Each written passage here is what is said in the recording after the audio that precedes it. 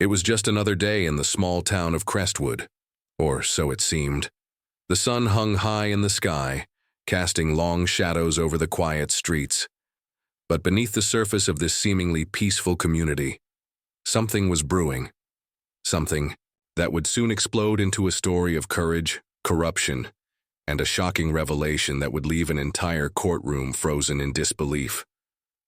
This is the story of a black woman who stood up to corrupt cops, armed with nothing but her truth and an unshakable sense of justice. And when she revealed who she really was, the stakes skyrocketed, leading to a $1 million lawsuit that would change everything. Meet Alicia Johnson, a 34-year-old single mother of two, known in her neighborhood as the kind of person who always had your back. She was the one who organized community cleanups, volunteered at the local food bank, and never hesitated to speak up when something wasn't right.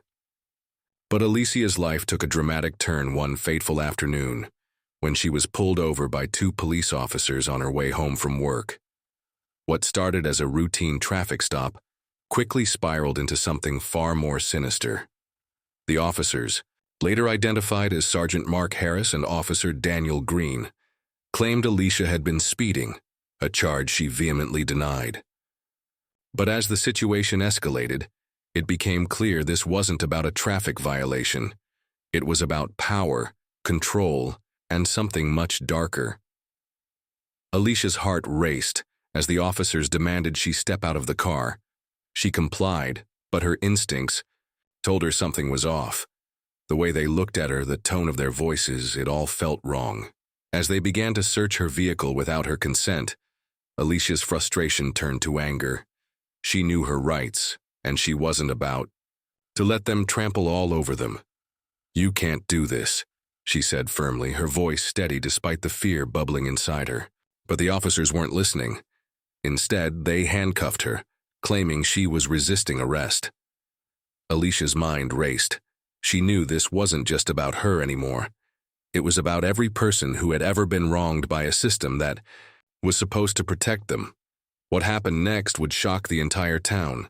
Alicia was taken to the police station where she was held for hours without being charged. Her requests for a lawyer were ignored, and the officers continued to intimidate her, trying to force her into admitting to crimes she didn't commit. But Alicia wasn't just any ordinary citizen.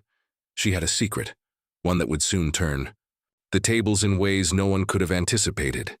As the hours dragged on, Alicia made a decision.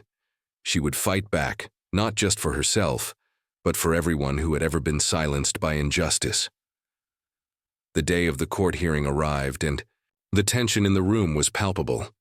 The prosecution painted Alicia as a troublemaker, a woman who had no respect for authority. But when it was her turn to speak, Alicia stood tall, her eyes locking with the judges. "Your Honor," she began, her voice clear and unwavering, "I am not just a black woman standing before you today. I am a federal employee, a whistleblower, someone who has dedicated her life to upholding the law." The room fell silent. Even the judge seemed taken aback. Alicia went on to reveal that she worked for a government agency tasked with investigating police misconduct, a fact the corrupt officers had no idea about when they targeted her. The revelation sent shockwaves through the courtroom. The officers' faces turned pale, and the judge immediately called for a recess. But Alicia wasn't done. She had evidence, recordings, documents, and testimonies that exposed a pattern of corruption within the Crestwood Police Department. The case was no longer just about a traffic stop gone wrong. It was about a system that had failed its people, and one woman's determination to hold it accountable. As the hearing resumed, Alicia dropped another bombshell. She was filing a $1 million lawsuit against the department for racial profiling, false arrest, and emotional distress. But the story doesn't end there. As the courtroom buzzed with whispers, and the officers scrambled to defend themselves, one question lingered in the air. What would happen next? Would Alicia's bravery be enough to bring down the corrupt system? Or would the powers that be find a way to silence her once and for all? The stakes had never been higher, and the fight was far from over. As the judge prepared to make a ruling, Alicia took a deep breath, ready for whatever came her way. Because she knew one thing for certain: this was just the beginning. The courtroom was a pressure cooker of tension, every eye fixed on Alicia as she stood at the center of it all. Her revelation had thrown the proceedings into chaos, and now the judge, a stern-faced man with decades of experience on the bench, was struggling to maintain order. The prosecution team exchanged nervous glances, while the defense attorney for the officers shuffled through papers, clearly unprepared for the bombshell Alicia had just dropped. But Alicia wasn't just a victim here. She was a fighter, and she had come armed with more than just her words. She had a story to tell, one that would expose the rot at the core of the Crestwood Police Department. Alicia's journey to this moment hadn't been easy. Growing up in a low-income neighborhood, she had seen firsthand how systemic injustice could tear communities apart. Her father, a hard-working mechanic, had been wrongfully arrested when she was just a teenager, an experience that left a deep scar on her family. It was that injustice that had driven Alicia to pursue a career in law enforcement, not to wear a badge, but to hold those who abused their power accountable. After earning her degree in criminal justice, she had landed a job with a federal agency tasked with investigating police misconduct. It was a role that came with risks, but Alicia had never been one to back down from a challenge. Her work had taken her to some of the most troubled precincts in the country, but Crestwood was different. On the surface, it was a quiet, unassuming town, the kind of place where everyone knew their neighbors and crime rates were low. But Alicia had learned early in her career that appearances could be deceiving. Beneath the town's peaceful facade lay a web of corruption, one that reached far higher than she had initially realized. It wasn't just a few bad apples. It was an entire system designed to protect those in power and silence anyone who dared to speak out. The two officers who had arrested Alicia, Sergeant Mark Harris and Officer Daniel Green, were no strangers to complaints. Over the years, multiple residents had come forward with allegations of racial profiling, excessive force, and even evidence tampering. But every time, the internal investigations had been swept under the rug, the officers cleared of any wrongdoing. Alicia had been building a case against them for months, gathering evidence and interviewing witnesses. But she had never imagined that she would become a victim of their corruption herself. The day of the traffic stop had started like any other. Alicia had been on her way home from work, her mind preoccupied with the usual stresses of life: bills to pay, her kids' school projects, and the mountain of paperwork waiting for her at the office. When she saw the flashing lights in her rearview mirror, she had assumed it was a routine stop. But the moment she saw the officers' faces, she knew something was wrong.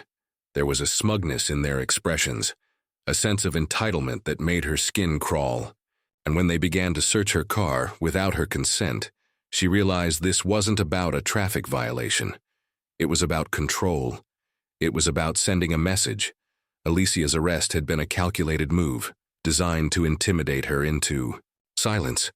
But what the officers didn't know was that Alicia had been prepared for this moment her entire life. She had seen how the system worked, how it preyed on the vulnerable and protected the powerful. And she had made a promise to herself long ago that she would never let fear dictate her actions. So when they handcuffed her and threw her in the back of their squad car, she didn't panic. Instead, she began to plan. The hours she spent in the police station were some of the longest of her life. The officers tried to break her, hurling insults and threats, but Alicia refused to give them the satisfaction. She knew they were trying to provoke her, to get her to say something they could use against her. But she stayed calm, her mind focused on the bigger picture. She thought about her kids, about the community she had sworn to protect, and about the countless others who had been silenced by the very system she was fighting to change. When she was finally released, Alicia didn't go home. Instead, she went straight to her office, where she began piecing together the evidence she had collected over the months. She knew the road ahead would be difficult, but she also knew she couldn't do it alone. She reached out to a trusted colleague, a seasoned investigator named Marcus, who had been her mentor since her early days in the agency. Together, they began to build a case that would expose not just Harris and Green, but the entire network of corruption that had allowed them to operate with impunity. As the court hearing unfolded, Alicia could feel the weight of the moment pressing down on her. She knew the stakes were high, but she also knew she had the truth on her side. And when she revealed her identity as a federal investigator, the room erupted in chaos. The officers' smug expressions vanished, replaced by a mixture of fear and disbelief. The judge, clearly shaken, called for a recess, but Alicia knew this was far from over. In the days that followed, the case became a national sensation. News outlets picked up the story, and social media was flooded with hashtags supporting Alicia and demanding justice. But with the spotlight came new dangers. Alicia began receiving anonymous threats, and her kids had to be pulled out of school. For their safety, the pressure was immense, but Alicia refused to back down. She knew this was bigger than her. It was about holding a broken system accountable and ensuring that no one else would have to endure what she had. As the hearing resumed, Alicia prepared to present her evidence. She knew the officer's defense team would try to discredit her, to paint her as a rogue investigator with a personal vendetta. But she also knew the truth was on her side. The recordings, the documents, the testimonies, they all pointed to a pattern of corruption that went far beyond Harris and Green. And as she stood before the judge, ready to lay it all out, she couldn't help but wonder, would it be enough? The tension in the courtroom was palpable as Alicia began to speak. Every word she said was a step closer to justice, but also a step closer to danger. The officers' lawyers were already preparing their counter-arguments, and the judge's expression was unreadable. Alicia knew this was just the beginning of a long and difficult battle, but she was ready. She had come too far to turn back now. And as she looked out at the sea of faces in the courtroom, she felt a surge of determination. This wasn't just her fight anymore. It was everyone's. And she wasn't going to stop until the truth came out.